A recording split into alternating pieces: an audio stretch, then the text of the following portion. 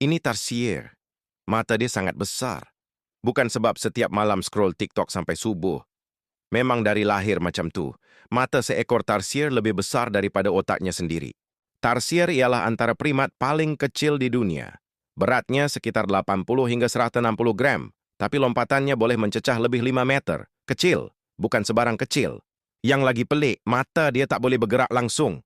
Beku. Sebab tu leher dia boleh pusing hampir 180 darjah ke kiri dan kanan. Dia CCTV hidup. Macam isteri kat sebelah dalam kereta, mata suami intai perempuan lain pun dia tahu. Tarsier juga pemburu malam. Menu dia bukan buah, bukan daun. Dia makan serangga, cicak, katak kecil, malah burung kecil pun dia boleh bedal. Comel tu memang comel, tapi menakutkan. Jari dia pula ada pad khas yang agak melekit, senang berpaut pada dahan. Tak macam sesetengah tu, berpaut pada janji manis 5 tahun lepas pun masih tak nak lepaskan. Telinga tarsier boleh bergerak sendiri untuk mengesan bunyi mangsa.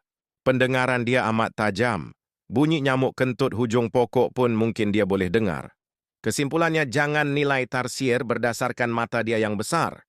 Yang bahaya bukan yang mata besar, tapi yang mulut manis.